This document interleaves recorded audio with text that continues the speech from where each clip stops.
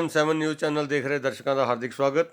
आओ ਤੁਹਾਨੂੰ ਲੈ ਚਲਦੇ ਹਾਂ ਆਪਣੇ ਪੱਤਰਕਾਰ ਕਮਲ ਦੇ ਨਾਲ ਅੰਮ੍ਰਿਤਸਰ ਕਮਿਸ਼ਨਰੇਟ ਦਫ਼ਤਰ, ਜਿੱਥੇ ਸ਼੍ਰੀ ਵਿਕਰਮ ਦੁੱਗਲ ਜੀ ਕਮਿਸ਼ਨਰ ਅੰਮ੍ਰਿਤਸਰ ਪ੍ਰੈਸ ਕਾਨਫਰੰਸ ਕਰ ਰਹੇ ਨੇ, ਜਿਨ੍ਹਾਂ ਨੇ ਅੱਜ ਤੜਕਸਾਰ ਰੇਡ ਕਰਕੇ ਵੱਲਾ ਖੇਤਰ ਦੇ ਇੱਕ ਨਿੱਜੀ ਮਕਾਨ 'ਚੋਂ 5 ਕੁਖਿਆਤ ਛੋਟੀ ਉਮਰ ਦੇ ਹੀਰੋਇਨ ਸਮਗਲਰਾਂ ਨੂੰ ਫੜਿਆ, ਜਿਨ੍ਹਾਂ ਕੋਲੋਂ 1.5 ਕਿਲੋ ਹੀਰੋਇਨ ਬਰਾਮਦ ਹੋਈ।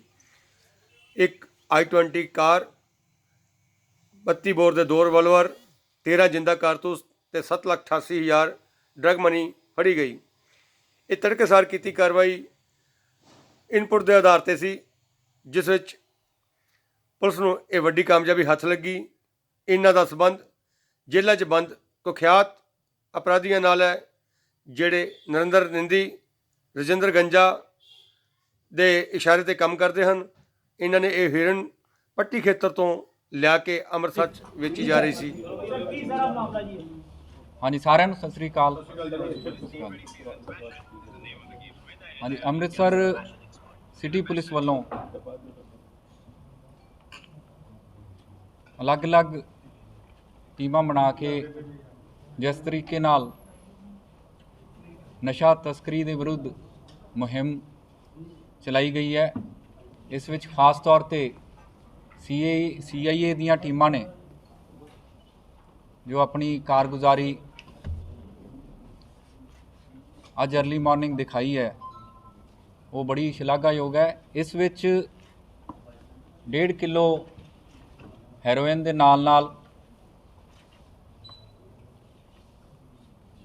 2 ਵੈਪਨਸ, ਛੋਟੇ ਵੈਪਨ ਪਿਸਟਲ 32 ਬੋਰ ਦੇ ਤੇ ਡਰਗ ਮਨੀ ਪੌਣੇ 8 ਲੱਖ ਡਰਗ ਮਨੀ ਜਿਹੜੀ ਹੈ ਉਹ ਰਿਕਵਰ ਹੋਈ ਹੈ। ਇਸ ਵਿੱਚ 5 ਜਿਹੜੇ ਦੋਸ਼ੀ ਜਿਹੜੇ ਸਮਗਲਰਸ ਹੈ ਉਹ ਵੀ ਫੜੇ ਗਏ।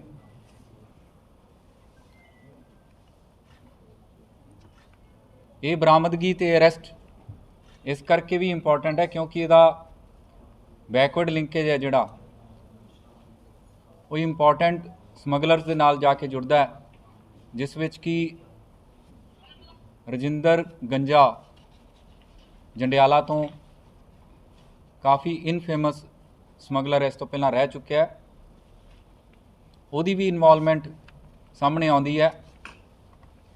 ਇਸ ਤੋਂ ਇਲਾਵਾ ਨਰਿੰਦਰ ਨਿੰਦੀ ਕਰਕੇ ਸਮਗਲਰ ਹੈ, ਉਹਦੀ ਵੀ ਇਨਵੋਲਵਮੈਂਟ ਸਾਹਮਣੇ ਆਉਂਦੀ ਹੈ। ਨਰਿੰਦਰ ਨਿੰਦੀ ਧੂਲਕਾ ਪਿੰਡ ਦੇ ਰਹਿਣ ਵਾਲਾ, ਥਾਣਾ ਖਲਚੀਆਂ ਤੋਂ। ਇਹਦੇ ਉੱਤੇ ਪਹਿਲਾਂ 2 ਮੁਕੱਦਮੇ NDPS ਦੇ ਵੀ ਦਰਜ ਹੈ। ਇੱਕ ਹੋਰ ਗੁੱਡ ਕੰਡਕਟ ਪ੍ਰਿਜ਼ਨਰਸ ਐਕਟ ਦਾ ਵੀ ਮੁਕੱਦਮਾ ਦਰਜ ਹੈ। ਜਿਹੜੇ 5 ਦੋਸ਼ੀ ਇਸ ਵਿੱਚ ਫੜੇ ਗਏ ਹੈ, ਜਿਨ੍ਹਾਂ ਤੋਂ ਇਹ ਹੈਰੋਇਨ, ਡਰਗ ਮਨੀ ਤੇ ਵੈਪਨਸ, ਐਮੂਨੀਸ਼ਨ ਰਿਕਵਰ ਹੋਇਆ, ਉਹਨਾਂ 'ਚ ਹਰਭੇਜ ਸਿੰਘ ਉਰਫ ਜਾਵੇਦ ਜੋ ਕਿ 22 ਸਾਲਾਂ ਦਾ ਲੋਹਾਰਕਾ ਕਲਾਂ ਦਾ ਰਹਿਣ ਵਾਲਾ, ਸੁਨੀਲ ਮਸੀਹ 21 ਸਾਲ ਦਾ ਬੱਲੜਵਾਲ ਅਜਨਾਲਾ ਦਾ ਰਹਿਣ ਵਾਲਾ, ਲਵਪ੍ਰੀਤ ਸਿੰਘ ਹੈਪੀ ਉਮਰ ਕਰੀਬ 26 ਸਾਲ, ਇਹ ਵੀ ਲੋਹਾਰਕਾ ਕਲਾਂ ਦੇ ਰਹਿਣ ਵਾਲਾ, ਜੁਗਲ ਕਿਸ਼ੋਰ ਜੋ ਕਿ ਤਕਰੀਬਨ 30 ਸਾਲ ਦਾ ਮਜੀਠਾ ਏਰੀਆ ਦੇ ਰਹਿਣ ਵਾਲਾ, ਤੇ ਵਿਸ਼ਾਲ ਕਰੀਬ 19 ਸਾਲ ਦੀ ਉਮਰ ਹੈ, ਇਹ ਵੀ ਲੋਹਾਰਕਾ ਕਲਾਂ ਦਾ ਰਹਿਣ ਵਾਲਾ ਹੈ। ਇਸ ਵਿੱਚ ਜੋ ਕੁੱਲ ਰਿਕਵਰੀ ਹੋਈ ਹੈ 1 ਕਿਲੋ 500 ਗ੍ਰਾਮ ਹੈਰੋਇਨ, 7,88,000 रुपए ड्रग मनी भारतीय करंसी, 2 पिस्तौल 32 बोर दे 13 लाइव राउंड्स 32 बोर दे, एक कार I-20 चिट्टे रंग दी जिसका नंबर PB02CQ2272 है, 2 ਇਲੈਕਟ੍ਰੋਨਿਕ ਕੰਡੇ ਜਿਹੜੇ ਛੋਟੇ ਹੈਰੋਇਨ ਨੂੰ ਤੋਲਣ ਵਾਸਤੇ ਰੱਖੇ ਗਏ। ਇਸ ਤੋਂ ਇਲਾਵਾ ਡਰੱਗ ਮਨੀ ਨੂੰ ਕਾਊਂਟ ਕਰਨ ਵਾਸਤੇ ਜਿਹੜੀ ਮਸ਼ੀਨ ਹੈ ਉਹ ਵੀ ਇਸ ਵਿੱਚ ਰਿਕਵਰ ਹੋਈ ਹੈ।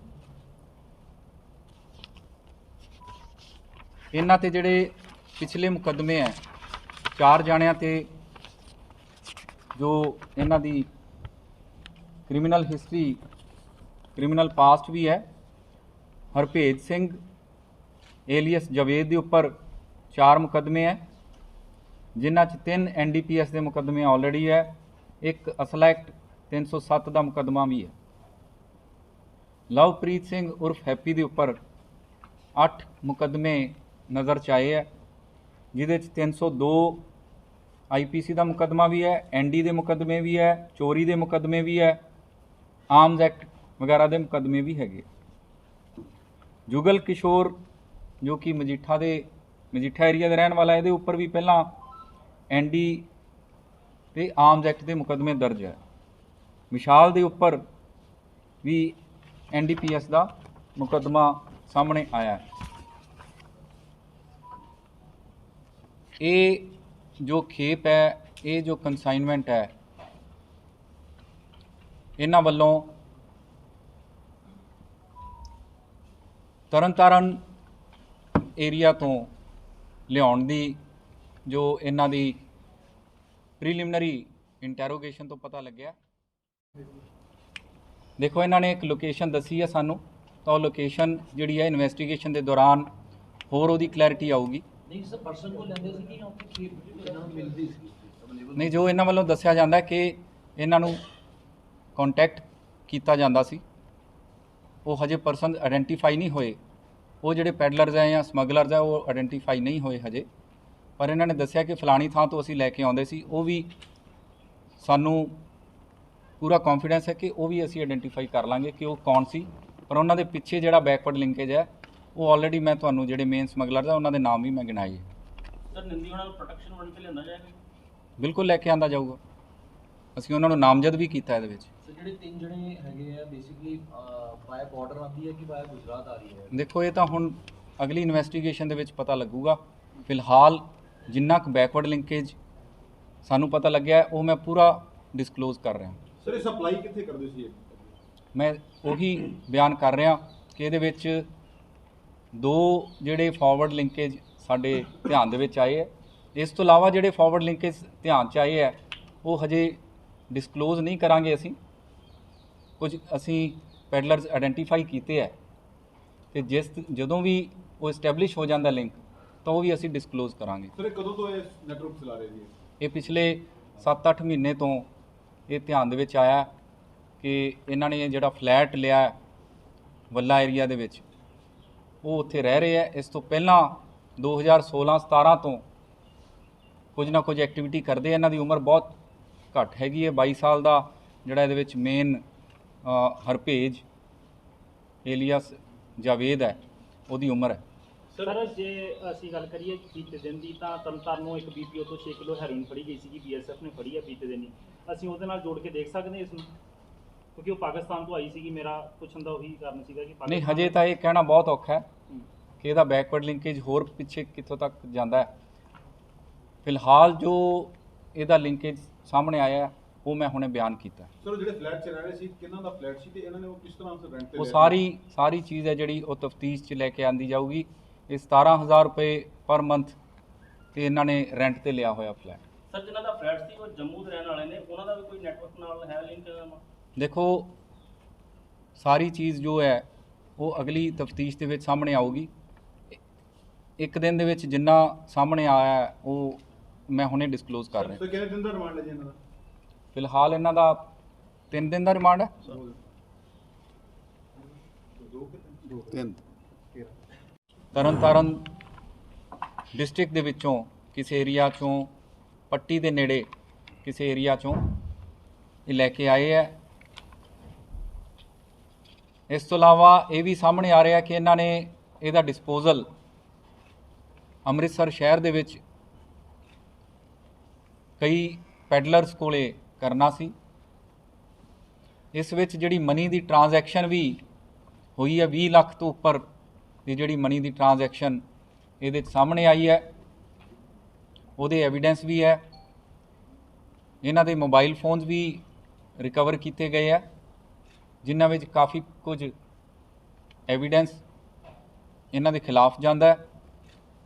ਜਿੰਨਾ ਕੁਝ ਇਹਨਾਂ ਨੇ ਦੱਸਿਆ ਹੈ, ਉਸ ਤੋਂ ਇਹ ਸਾਬਿਤ ਹੁੰਦਾ ਕਿ ਇਹ ਇੱਕ ਵੱਡਾ ਨੈਟਵਰਕ ਚਲਾ ਰਹੇ ਹੈ, ਜਿਹਦੇ ਥਰੂ ਅੰਮ੍ਰਿਤਸਰ ਸ਼ਹਿਰ ਤੋਂ ਲੈ ਕੇ ਅੰਮ੍ਰਿਤਸਰ ਰੂਰਲ ਏਰੀਆ ਅਤੇ ਹੋਰ ਮਾਝੇ ਦੇ ਡਿਸਟ੍ਰਿਕਟਸ ਦੇ ਵਿੱਚ ਇਹਨਾਂ ਦਾ ਨੈਟਵਰਕ ਫੈਲਿਆ, ਜਿਹਦੇ ਥਰੂ ਇਹ ਪੈਡਲਰਸ ਨੂੰ ਸਪਲਾਈ ਕਰਦੇ ਆ। ਅਤੇ ਬਾਰਡਰ ਡਿਸਟ੍ਰਿਕਟਸ ਦੇ ਵਿੱਚੋਂ ਖਾਸ ਤੌਰ 'ਤੇ ਹੁਣ ਤੱਕ ਜੋ ਸਾਹਮਣੇ ਆਇਆ, ਤਰਨਤਾਰਨ ਏਰੀਆ ਤੋਂ ਇਹਨਾਂ ਨੂੰ ਸਪਲਾਈ ਹੁੰਦੀ ਹੈ। ਇਹ ਜਿਹੜੀ ਬ੍ਰੇਕ ਜਾਂ ਤੁਸੀਂ ਕਹੋ ਕਿ ਸਪਲਾਈ ਚੇਨ ਜਿਹੜੀ ਟੁੱਟੀ ਹੈ, ਇਸ ਨਾਲ ਮੈਂ ਸਮਝਦਾ ਕਿ ਕਾਫੀ ਹੱਦ ਤੱਕ ਜਿਹੜੀ ਡਰੱਗ ਪੈਡਲਿੰਗ ਦਾ ਜੋ ਲੱਕ ਹੈ ਉਹ ਟੁੱਟਦਾ। CIA ਦੇ ਸਟਾਫ ਨੇ DCP ਡੀ ਸਾਹਿਬ, ADCP ਡੀ ਸਾਹਿਬ, DSP ACP ਡੀ ਸਾਹਿਬ ਅਤੇ ਇੰਚਾਰਜ CIA, ਇਹਨਾਂ ਵੱਲੋਂ ਇਹ ਜਿਹੜੀ ਕਾਰਵਾਈ ਕੀਤੀ ਗਈ ਹੈ ਅਤੇ ਇਹਨਾਂ ਟੀਮਾਂ ਵੱਲੋਂ ਜੋ ਕਾਰਵਾਈ ਕੀਤੀ ਗਈ ਹੈ ਉਹ ਬੜੀ ਸ਼ਲਾਘਾਯੋਗ ਹੈ। ਇਹ ਜਿਹੜੀ ਇਨਫੋਰਮੇਸ਼ਨ ਹੈ ਇਹ ਪਬਲਿਕ ਤੋਂ ਆਈ ਹੋਈ ਸੀਕ੍ਰੇਟ ਇਨਫੋਰਮੇਸ਼ਨ ਹੈ, ਅਤੇ ਮੈਨੂੰ ਇਸ ਗੱਲ ਦੀ ਖੁਸ਼ੀ ਹੈ ਕਿ ਪਬਲਿਕ ਨੇ ਇਹ ਸੀਕ੍ਰੇਟ ਇਨਫੋਰਮੇਸ਼ਨ ਸਾਡੇ ਜੋ ਨੰਬਰ ਅਸੀਂ ਲਾਂਚ ਕੀਤੇ ਹੈ ਉਹਨਾਂ 'ਤੇ ਦੇਣੀ ਸ਼ੁਰੂ ਕੀਤੀ ਹੈ। ਉਹਦੇ ਤੋਂ ਆਈ ਹੋਈ, ਉਹਦੇ ਤੋਂ ਉਪਜੀ ਹੋਈ ਇਹ ਇਨਪੁਟ ਹੈ। ਮੈਂ ਪਹਿਲਾਂ ਵੀ ਕਿਹਾ ਸੀ ਕਿ ਕਿਸੇ ਨੂੰ ਵੀ ਕੋਈ ਇਸ ਤਰ੍ਹਾਂ ਦੀ ਇਨਪੁਟ ਆਪਣੇ ਏਰੀਆ 'ਚ ਪਤਾ ਲੱਗਦੀ ਹੈ ਜਿਸ ਵਿੱਚ ਕਿ ਡਰੱਗ ਪੈਡਲਿੰਗ ਦਾ, ਸਮਗਲਿੰਗ ਦਾ ਕੰਮ ਹੁੰਦਾ ਹੈ, ਤਾਂ ਉਹ ਸਾਡੇ ਧਿਆਨ ਦੇ ਵਿੱਚ ਜ਼ਰੂਰ ਲੈ ਕੇ ਆਇਆ ਜਾਵੇ।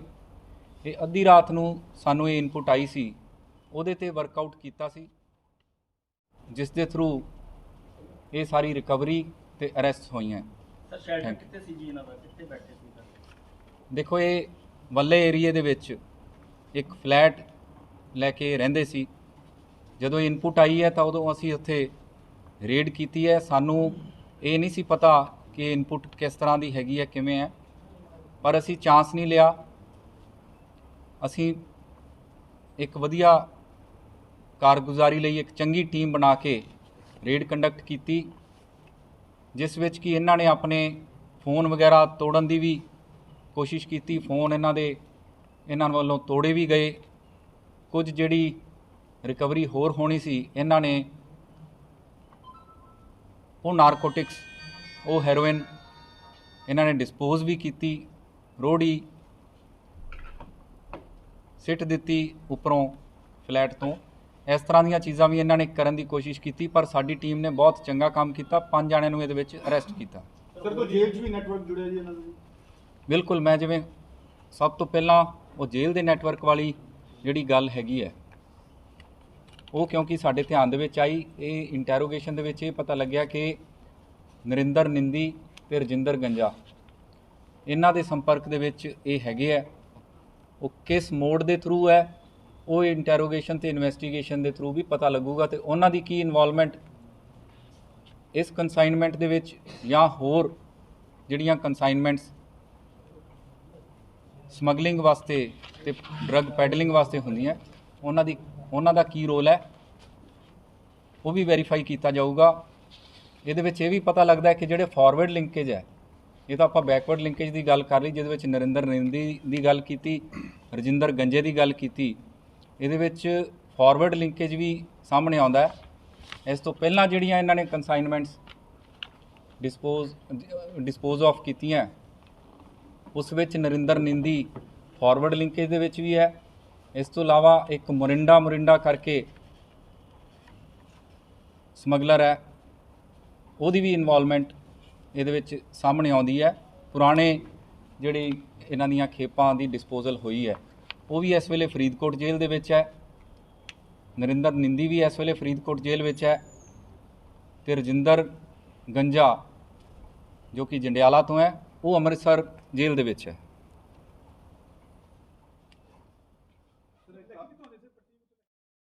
Please like, subscribe and share this channel GM7 News.